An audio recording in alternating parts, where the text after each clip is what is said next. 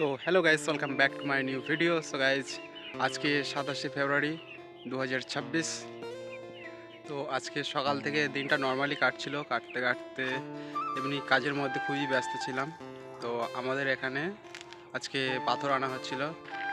So guys দেখো, এই যে গাইজ, এই সব বস্তাগুলো নিয়ে এসেছি দুদিন ধরে। ওইখান থেকে গাইজ দেখতে পাচ্ছ, ওখান থেকে নিয়ে আসা হয়েছে পুরো নদীর দিক থেকে। তো আজকের আবহাওয়া দেখো গাইজ, হাওয়া বইছে। আর গাইজ, আজকে সব থেকে বড় নিউজ যেটা খবর, তো আজকে মানে কাজ করে এসে বসে আছি, তারপরে হঠাৎ দেখি কি জোরে একটা ভূমিকম্প হলো। মানে প্রথমে মাটিটা কাঁপছিল, তাই আমি অতটা বুঝতে পারিনি। মানে ভাইব্রেটার যেরকম ভাইব্রেটার করলে যেমন কাঁপনি হয় তেমনই কাঁপনি হয়েছে। তারপর হঠাৎ খুব জোরে একটা ভূমিকম্প টাইপের হলো, তারপর সব কেঁপে গেছে। তারপর আমরা হট করে বুঝতে পারলাম না, তারপরে দেখি না সব গ্রামের চারিদিক থেকে সব মানে ঝাঁঝ বাজাচ্ছে, কেউ থালা বাজাচ্ছে, এটা ওটা বাজাচ্ছে, শাঁখ বাজাচ্ছে। তখন বুঝতে পারলাম না, হ্যাঁ ভূমিকম্প হয়েছে। কিন্তু এত জোর হয়েছে, মানে কি বলবো, ওটা ভূমিকম্প হয়েছে কি বিস্ফোরণ হয়েছে সেটাই বুঝতে পারিনি।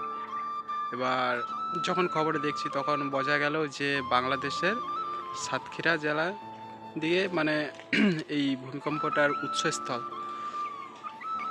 তো রীতিমধ্যে নিউজ চ্যানেলে দিয়ে দিয়েছে, তোমরা হয়তো খবর দেখে নিয়েছো। সো গাইস, পরিবেশটা দেখো আজকে খুবই সুন্দর। আর যেভাবে ভূমিকম্প এটা হলো, সত্যি খুব ভয় পেয়ে গেছে। তো এখন ভাত খাওয়া দাওয়া সব কমপ্লিট হয়ে গেছে।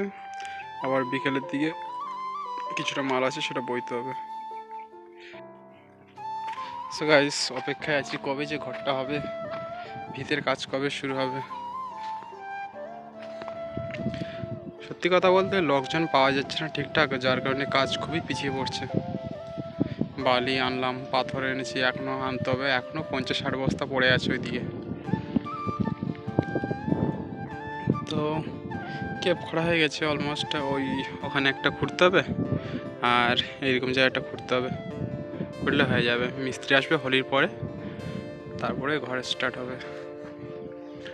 আর দেখো মুরগিগুলো খেতে দেওয়া হয়নি, বাড়ির চারপাশে ঘুরঘুর করছে, তো এইবার ওদের খেতে দেবো। সো গাইস, ভাত খাওয়া দাওয়া হয়ে গেছে, তা একটু রেস্ট নিয়ে নিই। আবার বিকেলের দিয়ে কিছু বইতে হবে পাথর।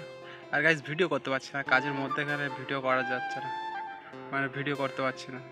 আর সত্যি কথা বলতে প্রচণ্ড কষ্ট হচ্ছে, আর বালি মানে পাথর বস্তাগুলো প্রচণ্ড ভারী, মাথা পুরো খুব ব্যথা করছে। এই হচ্ছে আমার রুম। তো তাহলে এখন আমি রেস্ট করি, তারপরে দেখা হচ্ছে তোমাদের সঙ্গে। তো দেখতে পাচ্ছ, এই ইটগুলো এখানের মধ্যে সব ছিল, তো এগুলো সরিয়ে সব ওখানে টাল দিয়ে দিয়েছি, আর যে আদলা ইট যেগুলো ছিল ওটা ওখানে রেখে দিয়েছি। আর এখানে এই ক্যাপটা খোঁড়া হয়েছে, দেখতে পাচ্ছ। আমার সাইকেলটা দেখো গাইস কি অবস্থা। সাইকেলটাকে ঠিক করেছি, কিন্তু এই সামনের যে এটাকে কি বলে জানিস না, এটাকে কি বলে জানি না, যদি জানো কমেন্ট করে বলো।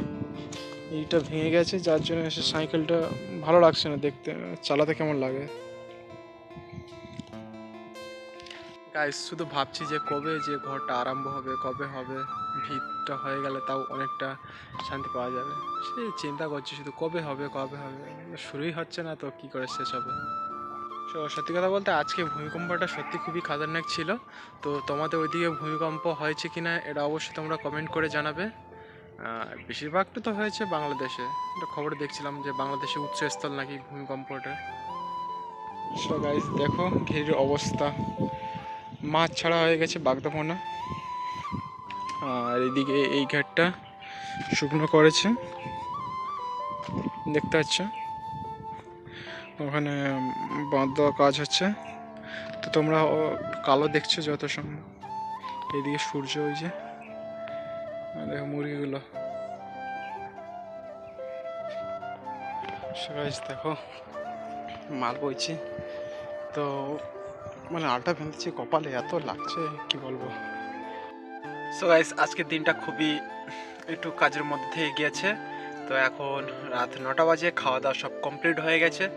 তো সবাইকে জানাই গুড নাইট। আজকের ভিডিওটা যদি ভালো লাগে অবশ্যই লাইক শেয়ার সাবস্ক্রাইব করে দাও। সো দেখা হচ্ছে নেক্সট ভিডিওতে, ততক্ষণ বাই।